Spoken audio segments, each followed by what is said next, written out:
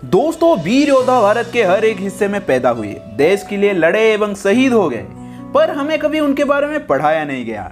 हमारे आगे वो अकबर को हीरो बना के पेश किया गया जो अपने जिंदगी में 1.5 लाख हिंदुओं का कत्ल किया था, 7,000 से भी ज्यादा हिंदू नारियों का इज्जत लूटा था।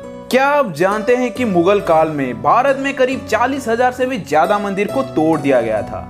खैर, मेरा नाम है सुज्ञान और मैं आपके सामने उपस्थित हूँ अनसंग वॉरियर सीरीज के 42वां एपिसोड में। हम आज बात करने वाले हैं शहीद बिशुनी मडवाल के बारे में। दोस्तों, ये वो अनसंग वॉरियर है, अगर आज हम इनके इतिहास को ना समझ पाए तो ये हमेशा के लिए इतिहास में कहीं खो जाएंगे।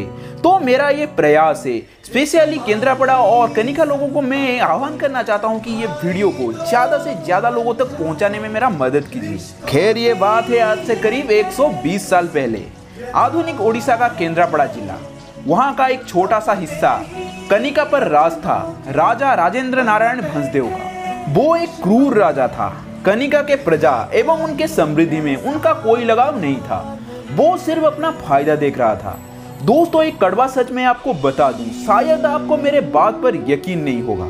जितना एरिया डायरेक्ट अंग्रेजों के कंट्रोल में था, उस एरिया का लोग राजा रजवाड़ा के अधीन में जो एरिया आता था, वहां के लोगों से ज्यादा बेहतर स्थिति में थे। कभी गूगल कर लेना दोस्तों, हमें अंग्रेजों से ज्यादा अपने लोगों ने ही लूटा है। राजा राजेंद्र नारायण भंसदेव प्रजा से 64 प्रकार के कर वसूलते थे। उनमें से कुछ हिस्सा अंग्रेजों को देकर बाकी हिस्सा वो अपने के लिए रख लेते थे। अगर कोई प्रतिवाद करता था तो राजा के गुंडे उसे ठिकाने लगा देते थे। इस कठिन वक्त में कनिका के छामुका इलाके में बर्तनी नाम के एक छोटा सा गांव में पिता लक्ष्मण मडवाल के घर पैदा हुए हमारे अनसंग वॉरियर बिशुनी मडवाल। जात में ये थे खंडायत, तो इसलिए बचपन से ही तलवारबाजी, लाठी चढ़ना, कुश्ती आदि में सिद्धहस्त थे। शरीर ऐसा कि अगर तलवार पकड़ के खड़ा हो जाए तो 10 लोगों को अकेला रोक सकते हैं। दोस्तों, जो राजा होते थे, स्पेशली मैं उड़ीसा का बात कर रहा हूँ, वो 3 कास्ट के लोगों के साथ ज्यादा नहीं उलझते थे। एक हुए ब्राह्मण, दूसरा खंडायत जो क्षत्रिय कुल से आते थे, और तीसरा हुए कर्ण जो कि चंद्रसेनीय कायस्थ कुल से आते थे। दोस्तों, क्षत्रिय का धर्म होता है अन्याय के खिलाफ लड़ना।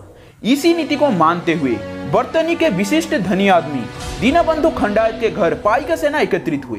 दोस्तों, जो लोग उड़ीसा के बाहर से हैं उनको शायद पता नहीं होगा कि उड़ीसा का खूंखार पाइका सेना कौन होते थे, जो मराठा एवं राजपूतों के बाद भारत का तीसरा सबसे बड़ा सेना था, जो 400 साल तक मुसलमान एवं 100 साल तक अंग्रेजों को उड़ीसा के अंदर घुसने से रोके रखा।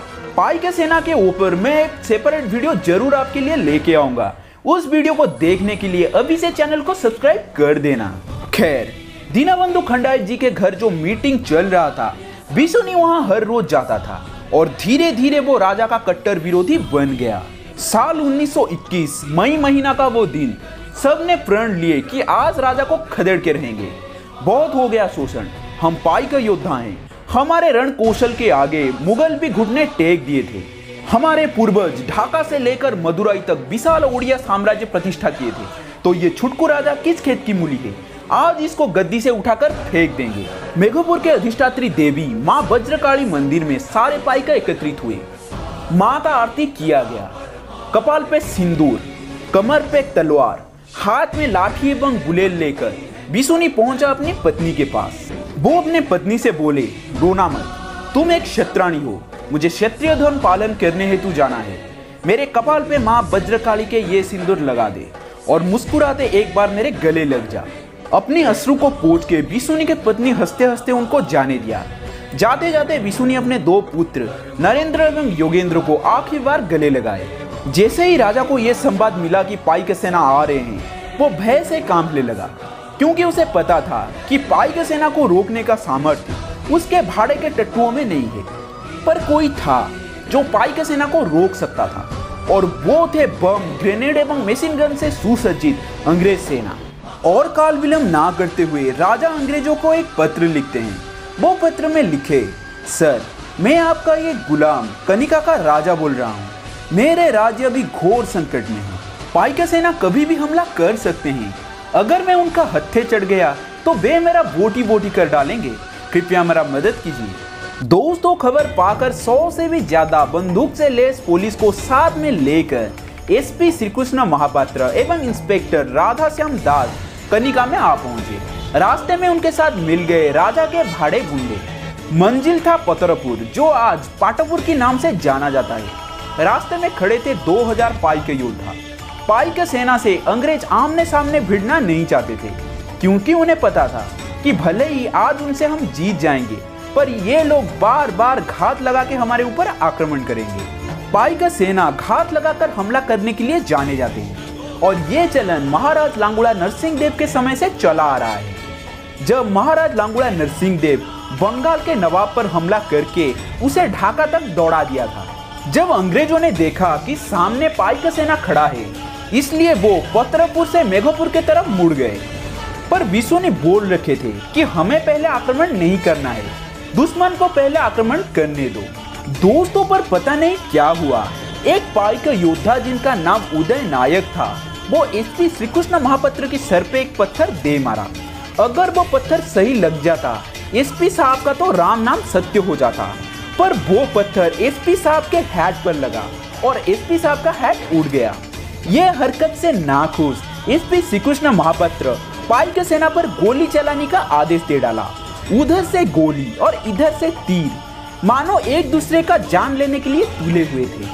गोलियों को अपने पैर की धूल भी ना समझते हुए विशु सामने खड़े होकर अपने पाइक भाइयों को हौसला दे रहे थे। वो हाथ में तलवार पकड़े दौड़ पड़े एसपी साहब के गर्दन उड़ाने। पर जब तक वो पहुंच पाते, एसपी साहब के बंदूक से निकला वो गोली विशु मडवाड़ के शरीर में आर पार हो चुका था। पेट को पकड़े जय जगन्नाथ बोलकर विशु गिर पड़े बेबरता तालाब में। पाइक सेना के ताबड़तोड़ हमले से अंग्रेज वहां से भाग गए, पर तब तक बहुत देर हो चुका था। विशु अब जीवित नहीं बचे थे। उनके शरीर को हिंदू मान्यता के अनुसार सत्कार किया गया। दोस्तों, आप अब तक सुन रहे थे कनिका के वीर योद्धा विशु मडवाड़ के वीर गाथा को। दोस्तों, एक बात सच बताना, क्या आपको पता था कि विशु मडवाड़ के नाम पे कोई एक आदमी था जो इस देश के खातिर शहीद हो गया था? सच बताना। अगर नहीं तो ऑसम इन्फॉर्मेशन टीवी को सब्सक्राइब करके आप इसी तरह का बेहतरीन वीडियो देख सकते हैं। वीडियो कैसा लगा मुझे कमेंट बॉक्स में जरूर बताना। फिर चलता हूँ और मिलता हूँ अनसंग वॉरियर सीरीज के 43वां एपिसोड में। तब तक जय हिंद, जय भारत, जय जगन्नाथ।